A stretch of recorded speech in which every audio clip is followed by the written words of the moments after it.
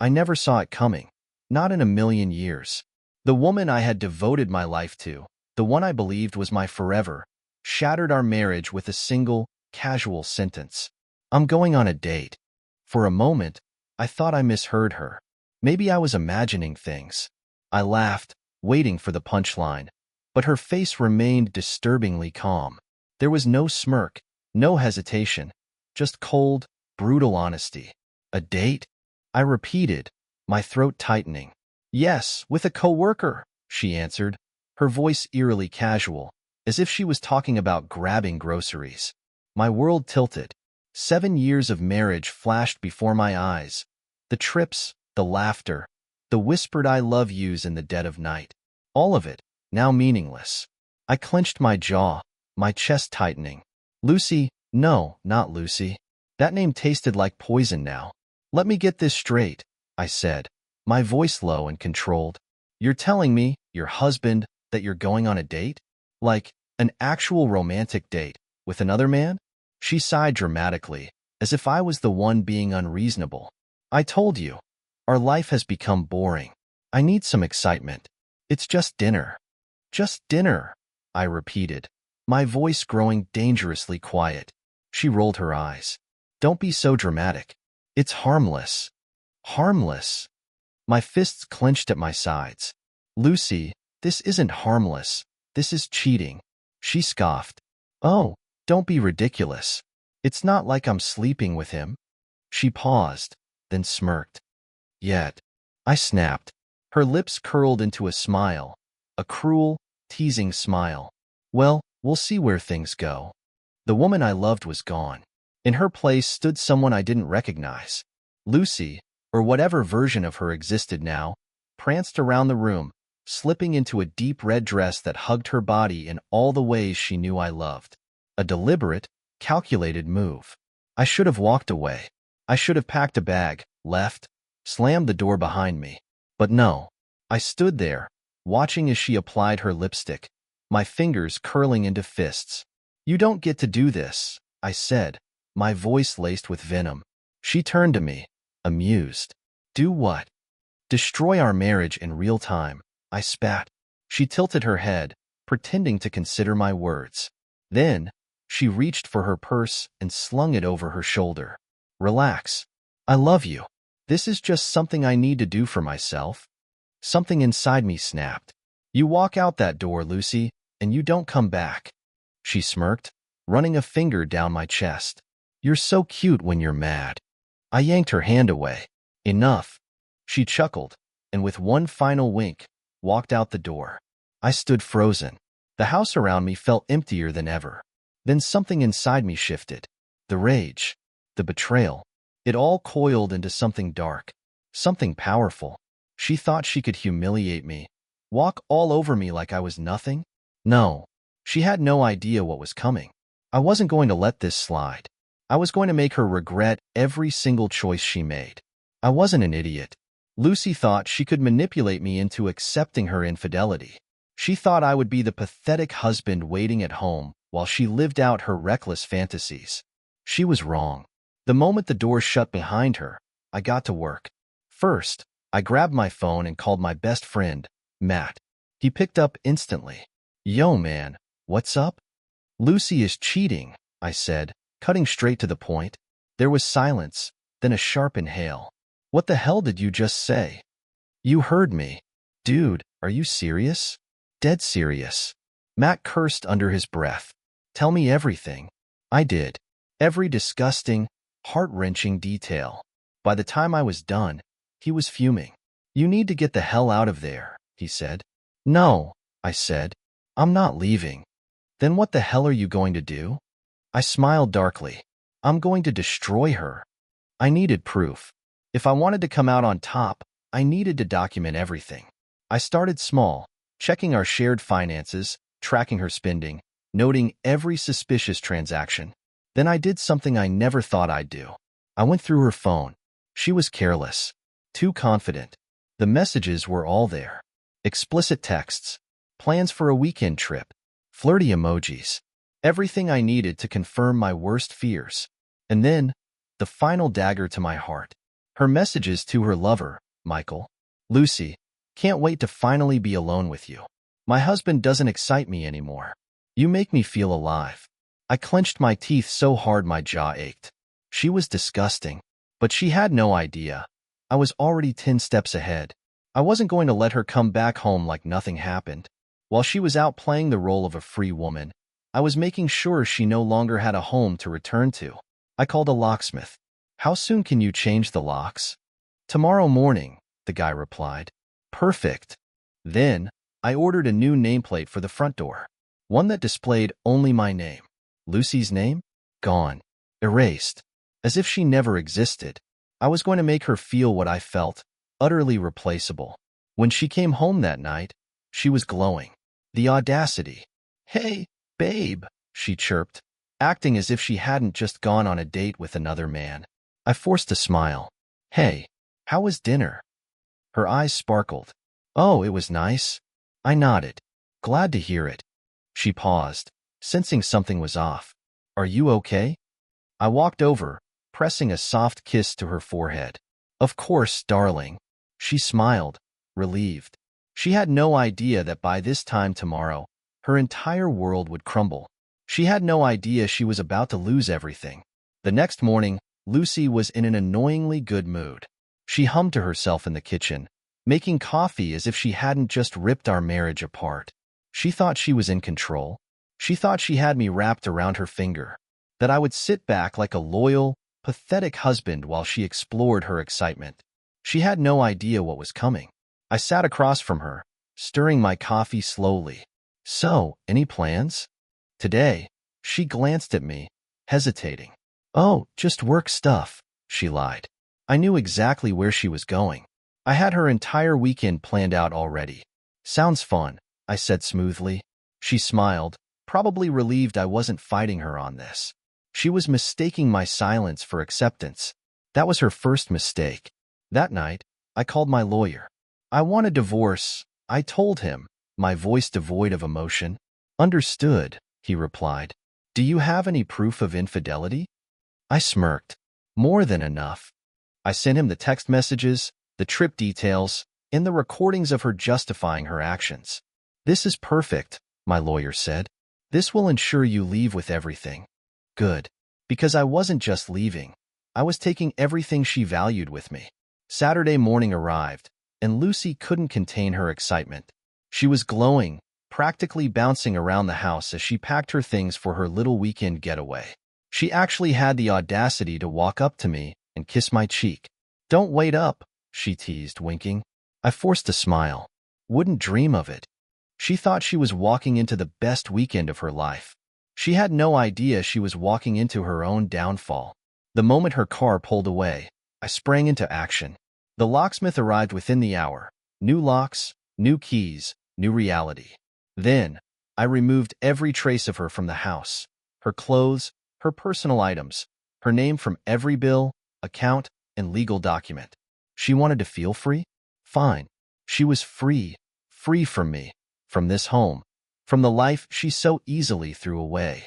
I wasn't going to stop at just throwing her out. She needed to feel the consequences.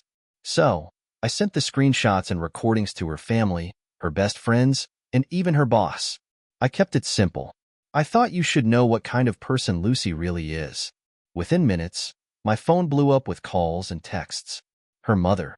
Is this real? Lucy would never. Her best friend. Oh my God. What the hell is she thinking? Her boss. We need to have a serious discussion about her professional conduct. Perfect. Sunday evening. She came home. Correction. She tried to come home. She fumbled with her keys, confusion turning to panic when none of them worked. She pounded on the door, screaming my name. I took my time. I let her suffer, let her feel the weight of what she'd done. Finally, I opened the window and leaned out, my expression cold and detached. Check the nameplate, I said. She turned, eyes scanning the door. When she saw that her name was gone, her face crumbled. This isn't funny, she choked out. It's not a joke, I replied. This is what you wanted, your freedom. Her eyes filled with panic. No, no, no. Please, let me in. I can explain. I shrugged. Not interested. She collapsed against the door, sobbing. Good. Let her feel it. Let her drown in it. She spent the next hour begging and pleading. She swore she was sorry, that she had made a mistake, that she loved me. You don't get to cheat and then come home like nothing happened, I said coldly. But I raised my phone. Keep talking, Lucy. I'll make sure your parents, your boss, and every single person you know gets a front row seat to your downfall. Her face drained of color. Checkmate. She tried one last trick. Tears, seduction, promises of change. I didn't buy it. You already had your fun, I said. Now you get to live with the consequences. She gasped, clinging to my arm. Please, I yanked away. We're done. Now leave. She hesitated. Where will I go? I smiled. Not my problem. She had destroyed us with her selfishness. Now she could deal with the wreckage, alone. 2 days later, the divorce papers arrived at her office. She refused to sign it first, begged me to reconsider. I didn't. You made your bed, I said, staring her down. Now lie in it. She broke down. She had finally lost everything, and for the first time, I felt peace. Lucy didn't just lose me. She lost everything. The fallout was swift and merciless. Her family was horrified. Her mother refused to even speak to her. Her boss fired her on the spot. Turns out sleeping with a coworker while married didn't exactly scream professionalism. And Michael, her lover? He abandoned her the moment things got messy. He was a coward, a man who only wanted the thrill, not the responsibility. The second Lucy's life fell apart, he ghosted her. Now, she had no husband, no job, no home, and no affair partner to run to. She was completely alone. She called me, over and over. I ignored every call, every message. Until one day, she showed up at my workplace. I should have had security throw her out, but instead, I met her in the parking lot, arms crossed as she stood there, disheveled and desperate, tears streaming down her face. Please, just talk to me. I didn't say a word. I made a mistake, she sobbed. I should have never. God, I was so stupid. I raised an eyebrow. You think? I'll do anything, she whispered. I'll be the perfect wife. I'll make it up to you. Pathetic. I took a step forward. Lucy, I said quietly, what exactly do you think happens now? She blinked, hopeful. We fix this? I laughed coldly. No. I finish watching your life fall apart. Her face crumpled. You wanted excitement, I reminded her. Well, congratulations. You got it. She collapsed to her knees, sobbing. I walked away. My revenge wasn't just about kicking her out. It was about making sure she never recovered. She tried moving in with friends, but none of them wanted anything to do with her. She tried getting a new job, but no one would hire her after the scandal. She had ruined herself. And I thrived. New job, new house, new life. And eventually a new woman. Months later, I ran into Lucy at a coffee shop. She looked broken. Her hair was unkempt, her clothes worn. She saw me. Her eyes lit up with desperate hope. Can we talk? She pleaded. I sighed. Lucy, there's nothing left to say. She swallowed hard. Are you seeing someone? I smirked. Yes. Her face shattered. But we. No, I said firmly. There is no we. She trembled. Do you still love me? I looked her in the eyes and said the words that destroyed her. I don't even remember loving you. She choked back a sob. I lost everything, she whispered. I nodded. Yeah, and you deserve it. Then, without another glance, I walked away. Her punishment wasn't just losing me. It was knowing she could never get me back. The divorce was finalized. She tried fighting it, but with all the evidence, she had no case. She lost everything in the settlement. Her financial security, gone. Her reputation, destroyed. Her marriage, over. She had made her choice, and I had made mine. I chose to walk away and never look back, because real revenge is knowing that she will regret her choices every single day for the rest of her life. For the first time in years, I felt free. No more lies. No more betrayal. Just me, my future, and endless possibilities. And Lucy? She would spend the rest of her life wishing she had never thrown me away. But I was already too far gone. She lost me forever. Months passed. Lucy, she was a ghost in our old social circles. Word spread about what she had done. She tried dating again, but no man wanted to be her second choice. She tried reaching out to old friends, but they wanted nothing to do with her. She had dug her own grave, and she was forced to live in it. One night, I received a letter in the mail from Lucy. I debated throwing it away, but curiosity won. I opened it. I ruined everything. I don't deserve forgiveness, but I need you to know I was wrong, and I will never stop regretting what I did. I smiled. Good. She should regret it. But forgiveness? That would never come.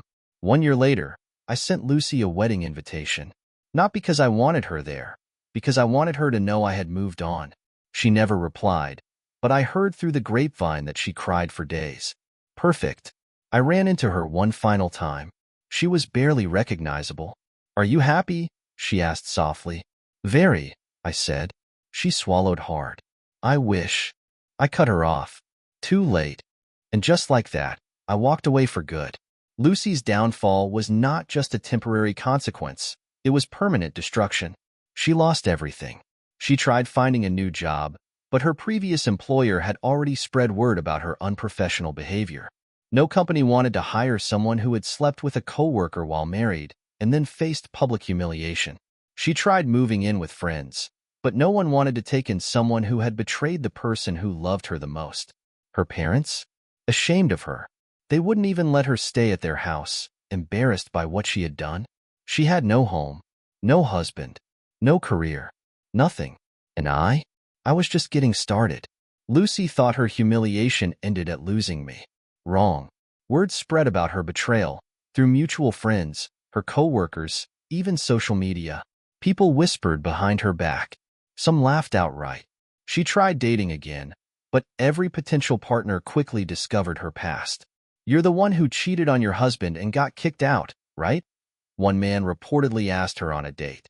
She left in tears. Her reputation destroyed beyond repair. No one wanted to take her seriously anymore. She was no longer desirable, exciting, or wanted. She was a warning, a lesson, a joke. And I thrived. One evening, I read a letter in the mail. I recognized the handwriting instantly, Lucy. I almost threw it away, but curiosity got the better of me. I opened it. I ruined everything. I don't deserve your forgiveness, and I know that. But I need you to know I was wrong, and I will never stop regretting what I did. You were the best thing that ever happened to me, and I destroyed it. I don't expect you to ever speak to me again, but please just know that I will hate myself for this for the rest of my life. I smirked. Good. She should regret it. But forgiveness? That was something she would never get from me. 1 year later, my life had fully moved on. New home, new career, new love. I had one. And Lucy?